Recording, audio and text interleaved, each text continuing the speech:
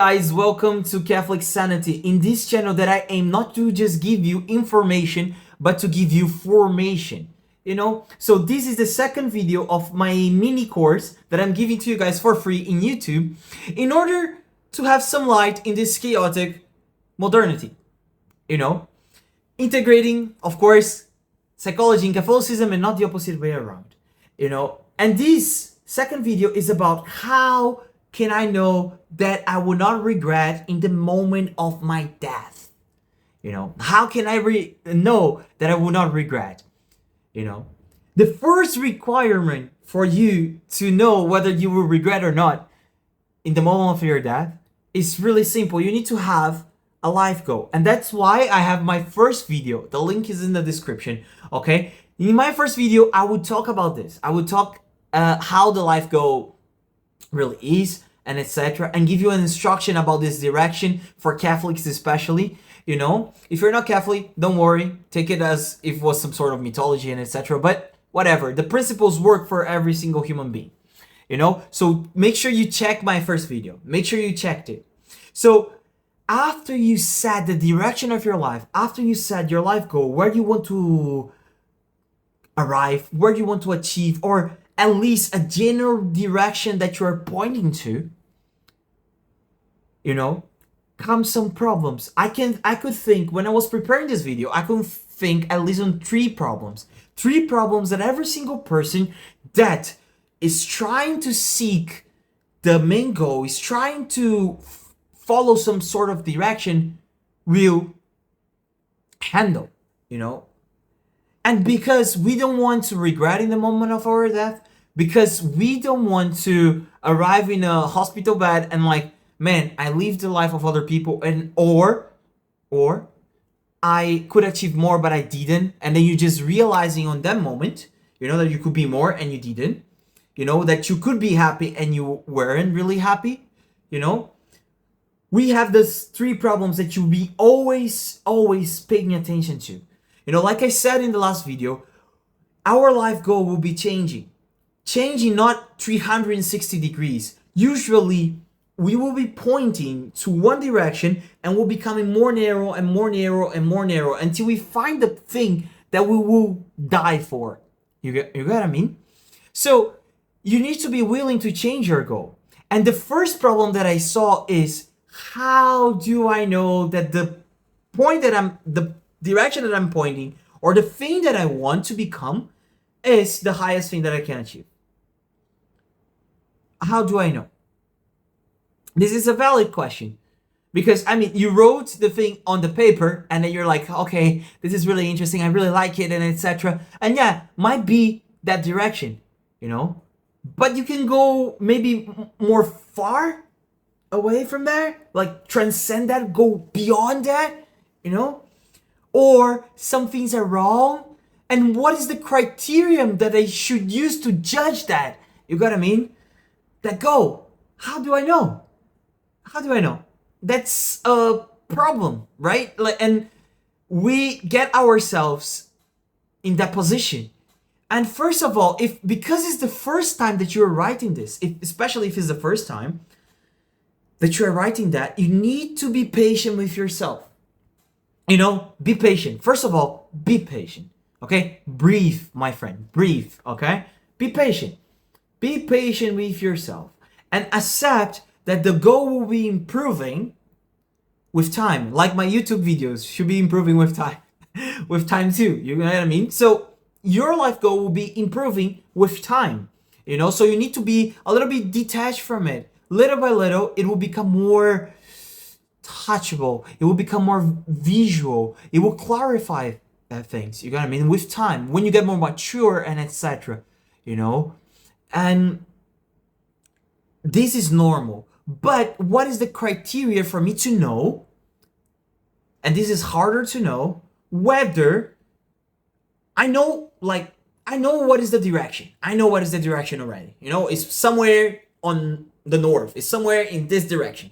I know that already. I know. But how do I know if I went far enough in this track? How do I know if I achieve really the vocation that God gave to me?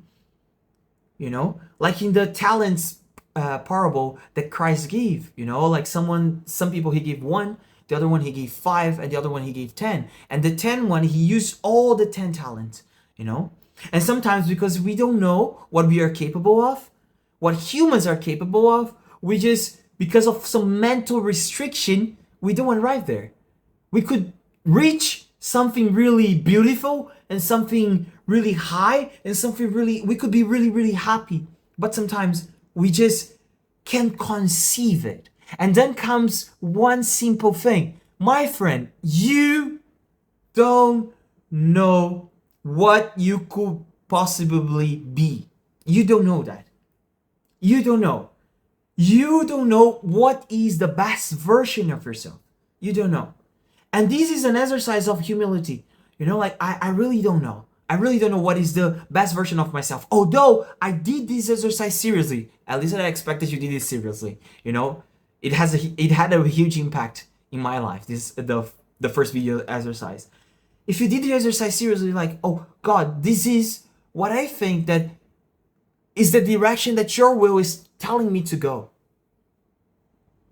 This is what I think that is in this direction. But I don't know how far I can go. I don't know how high I can be. I don't know what is the best version of myself. I really don't know what is perfection. I don't know.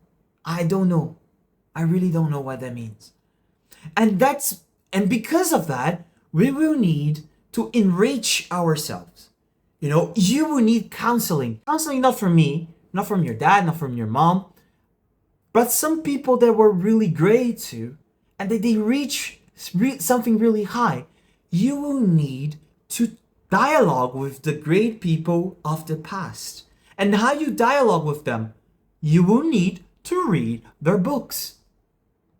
Just by reading their books and seeing their opinion about life, seeing how far they went, you will be able to look to yourself and like, oh my God, this is really high, but I need to try to reach it. I need to try to. Because I don't want to arrive in the moment of my death. And I look back and I say, man, Dostoevsky reached that. I was in the same track. And because I was too afraid, I set something lower. I just set something that I was like, okay, here I am comfortable, and etc. I'm doing this stuff, I'm doing YouTube, but it's fine. I'm comfortable now, and etc. Don't need to risk much, and etc. I don't need to risk. And that's the thing. I don't need to risk. I don't need to try. I don't need to put effort on it, These great men will be the measure of your greatness, my friend. They will be the measure. And not just what they did, but their opinion about life. The principles that they set about life. Don't limitate yourself just with modernity. We live in chaos. Don't listen to anyone. Choose the people that you will listen. Listen to St. Augustine. Listen to St. Thomas Aquinas. Listen to Dostoevsky. See what these people have to say about life. Do you get what I mean? See what these people have to say about life. Don't content yourself just listening to the script that society gives to you. Go to university. After you finish university, have a good job. Marry, have 2 children, and etc. And if you're a Catholic, like becoming some version of a traditionalist Catholic, becoming some version of a liberal Catholic, becoming some version of a balanced Catholic. Don't content yourself with that. We are called to live life in the first person, to be the authors of our life, to have a signature, because that's what God calls you. Do you get what I mean? It's exactly that.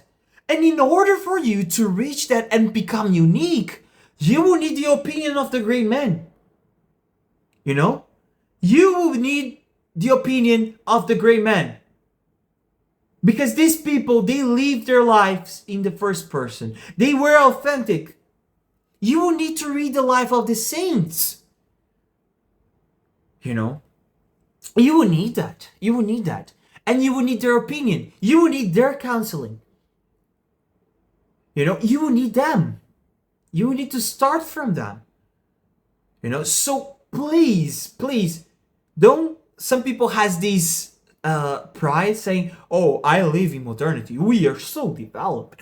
I know. They, on that time, I don't know if you have this kind of mindset, but I need to say it, you know, if you don't have, good for you. But some people say, just because we have computers, they think that we are better than the people before. Let's be honest with you, existentially, St. Thomas Aquinas, St. Augustine, Aristotle, Plato, Socrates, Confucius, all these people, they were better than every single person that is living now.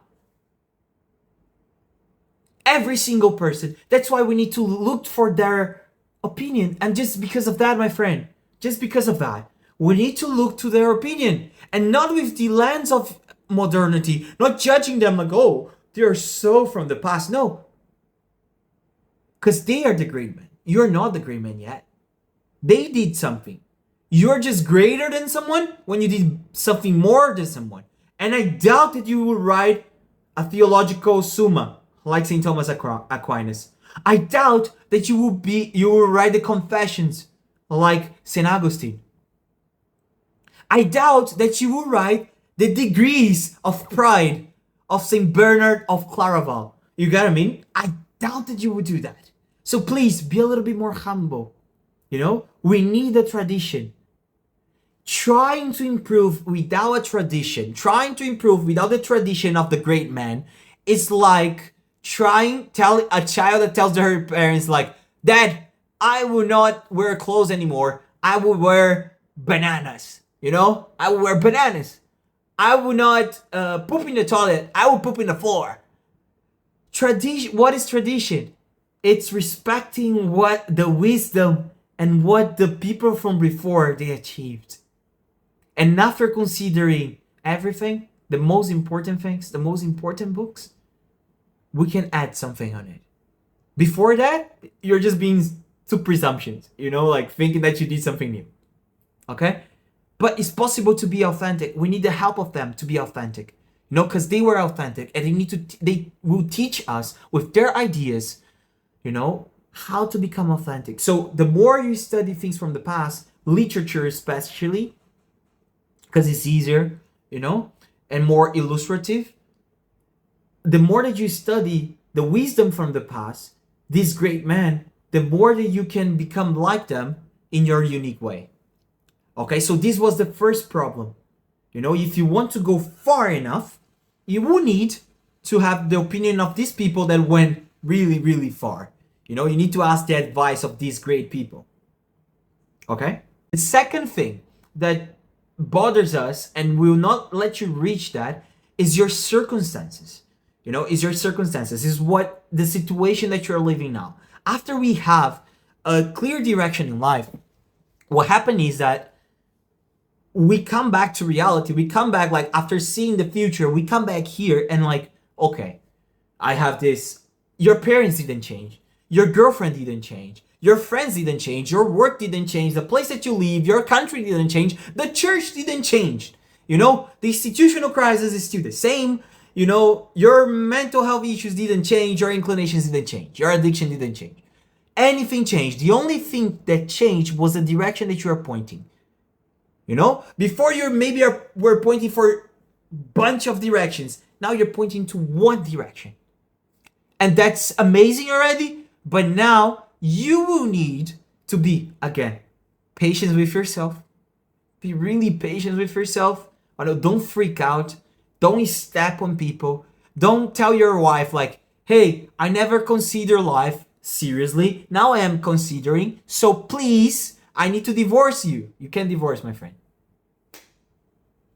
Oh, because I didn't realize that I was supposed to be a missionary and blah, blah, blah, blah, blah. My vocation was really to become a priest.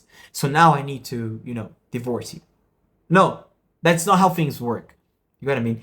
Each of these people, each of these situations, you will need to deal with it in a unique way. Some of them, after you change the goal, you will have a clear idea on how to deal with them. You know, maybe the way that you will deal with your parents, Maybe your parents are more acceptable and etc. with the goal, and they're they're serious Catholics and etc. And you're taking life serious now, and they respect that, and they will, encourage you. But that's not always the case. Most time, people don't encourage you, and they try to put you down. And I call this crab mentality, and crab in the sense of the animal, not the bad word, crab mentality. So because people are not doing something great, they want to put you down. What happens when you put a bunch of crabs inside of a ball, when you put a bunch of crabs, they try to climb it. But the crabs that are on the bottom, they take the ones that are trying to climb to the bottom, and that's exactly what happens most of the time, because it's really hard to find people that are trying to take their life serious and etc. So if you have this kind of people around you, it's great. They are pearls, they are diamonds, you get what I mean? But most of the people don't have, and if you don't have them, you will need to be really patient. Be really patient with yourself, because if you're pointing life to a direction already, it means that many things clarify. Maybe you see that the problem you don't know is your vocation and etc. So you will need to find someone to talk and etc. So the thing that comes now is not talking with the great men of the past, because the problem now is in our modern situation. You need to talk with the great men of the now. You need to talk with the great men of nowadays, people that are in modernity. You need to talk with them, because now you have different circumstances that you don't know to deal with them. Some of them but some of them you have no clue how to deal with them properly. And that's why you will need people that are great of nowadays, great people now, modern great people, let's say. Modern in the best sense of the word, modern great people. And you will need to try to find them.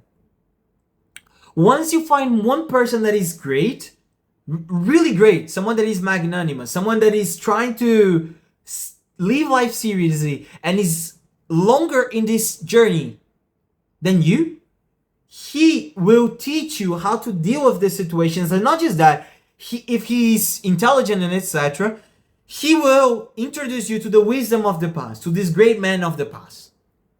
You got what I mean? This is true counseling per se. He will be your teacher. You could call him teacher or whatever. Sometimes he's a spiritual director, sometimes he's a brother in church and etc.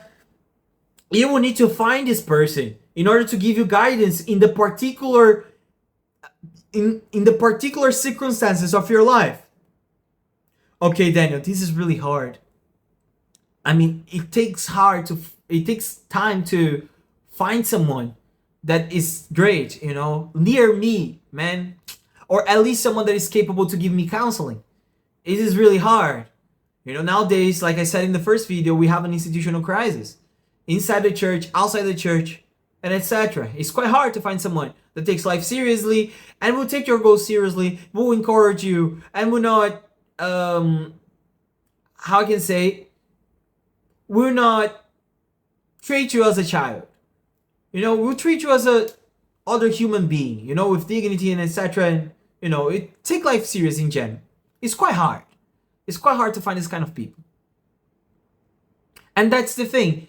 In the meantime that you can find this person, you will need to be watching in YouTube and choosing the wise people in YouTube that you will watch. This is really, really, really important. Your heroes define you. Okay? Your heroes define you. If you're watching in YouTube people that are wasting their lives, they define you.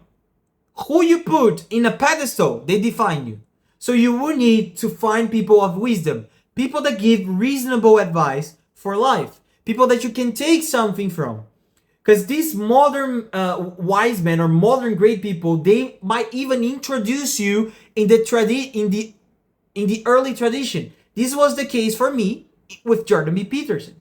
I read 12 Rules of Life, and because of Jordan B. Peterson, I started to be introduced in the classics.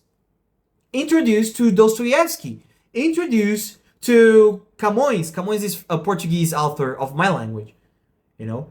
And I saw the impact of these books in my life. And not just that, I saw that Jordan B. Peterson is just that great, and he was just able to handle all the pressure that these people were doing on him because he had this background. Because he saw the wisdom of the great men from the past. And not just that, he applied that in his life and failing and applying, and seeking truth. So now he's closer to truth, closer to greatness. He's more close to greatness than me. So it makes my life easier to listen to him. Although he's not totally Catholic and etc. Of course, okay? But I'm saying in the case of my conversion. Okay? So that's the thing. You know? Okay, I don't have someone near me. It doesn't mean that I don't need to seek someone near me. Okay? Someone near you will give so much light because he will see the circumstances, the particular circumstances, and you can ask things for him in the specific. Okay? But if you don't have that, try to find modern wise men. Okay? Please try to find, because they are inside of this journey and they will introduce you in this tradition, in this lifestyle, in uniqueness. Okay? Olavo de Carvalho and also his students also gave me that, you know, in Brazil. You know? They gave me that too. I'm really grateful for Olavo. I'm really grateful for the teachers. If you're watching this, I'm really grateful for you guys, okay? Because they introduced me in this life of the classics. And the interesting thing about the classics is why they are wisdom. They are time-proof. You know what I mean? They're time-proof. There is a reason why we're still reading them. Because they are time-proof. These books, they transcend time. They have truths that transcend time, okay? That's why they are important. You don't read classics because you're smart. You read classics to become smart, you know? You don't watch Jordan B. Peterson because you're smart. You're Jordan B. Peterson because you want to become smart. The same thing with the great people of our times, of Martín Chavajia, Manuel Fuentes, and all these people, okay? All these people. Jordan B. Peterson was just the first one. So seek people that you consider that they are wise. They consider that you can seek counseling with them, okay? So this is the thing. People near you, and people, if you don't have the chance yet, see people online. And the third problem, is always good to call people's attention in this problem, because we either forget about it or we exaggerate it, okay? And there is a reason why I put this one in the last one, okay? True happiness, true fulfilling comes with a solid spiritual life. And, okay, true fulfilling your vocation, true happiness comes with a solid spiritual life. That's it. Why I'm saying that in the end of the video, why I'm saying that as the third one, you know, because that's the most important one. But because we have a tendency to either not care about it at all and just do the stuff like, oh, I need to do this, and start to getting self-improvement and etc., forgetting about spiritual life, or we over spiritualize it and everything is spiritual life. No, I need to go to mass every single day. Going to mass every single day is good, okay? I'm just saying about people that is over spiritualizing, but I need to go to mass every single day, praying the rosary every single day, and then reading the Bible every single day, and then how I can say, oh, and now I need to pray the liturgy of the hours. And when you see you don't have time for anything else, you don't need to work anymore. You know what I mean? Ora et labora. Ora et labora. Pray and work. Pray and work. You will have a solid spiritual life if you have a solid natural life. That's the only reason why I put the most important thing in the end. You got what I mean? If you did the first two steps that I'm saying, if you did these two and you start to take these two seriously, you really start to seek it, you really start to desire it, you start to love these things, you know, you start to seek people to teach you, put these things in practice, you will not have huge problems in spiritual life. You will not have huge problems in spiritual life. You will be with both feet on the floor. You will not think that you're like, oh, I'm making so much spiritual progress, and that's pride, and you're not really, objectively, you're not really, like believing that you're doing it, but you're not really. That will not happen, And at the same time, you will give attention to it in a proper way. In order for us to have a solid spiritual life, first of all, you need to pray frequently. Because in prayer, many things comes to light. Your voices comes to life. You train inner honesty. The goal comes to light. How to solve the problems comes to light. And which prayer should I do? The one that you are most inclined with. And if you're inclined to pray the rosary every single day. If you're inclined to read the Bible every single day. If you're inclined to do the liturgy of the hours, do the liturgy of the hours every single day. Okay? Don't be like, today rosary, tomorrow read the Bible, and tomorrow this. No. Do one. Once you're consistent with the other, you add another one and you do two. Okay? Of course, accordingly to the amount of time that you have. Okay? So choose the one, pick the one that you feel more inclined to, and stick with that one. Yeah? The second thing that you will need to do, if you want to have a really solid spiritual life and really accomplish the vocation that God gave to you, because no one achieved their vocation, no one gets there without the grace of God. No one gets there without it. You will need to try to find a based, that's the word that they use today, a really bold, a really nice spiritual director. Oh my God, I can't believe that I did this. But you will need to find a nice spiritual director, a good one, a good one that give you results in spiritual life. One spiritual director that knows what they are doing, that knows what they're doing.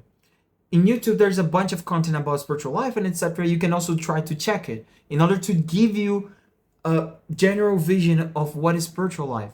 Don't be prideful and etc. With the spiritual director, because sometimes we get like, we study this kind of stuff and we're like, oh no, I know more about St. Thomas Aquinas than you. Come on, man, be a little bit humble. Try out the spiritual director for a couple of months, and if it's not working, try another one, and that's it. Commit, do what he's telling you. And this connects with the other one, because sometimes the spiritual director can help you in particular circumstances of your life, and that's amazing. That's amazing. If you can find a spiritual director that can figure out for you this kind of stuff, man, you just kill two problems with one person. Yeah. So seek a great spiritual director. Yeah, because sometimes we also find spiritual directors, being honest, that they're not taking that thing serious. That they confuse spiritual life, although they don't confess it, but they confuse spiritual life with emotions. And it's not that, okay? It's not that. It might have some consolations, but it's not that. It's definitely more than emotions, okay? And any serious spiritual director knows that, yeah? So I hope that you liked this video. If you have any questions, please leave in the comments, because I will answer every single question, and please leave the like, and leave a Catholic sanity. Live life in the Catholic truth.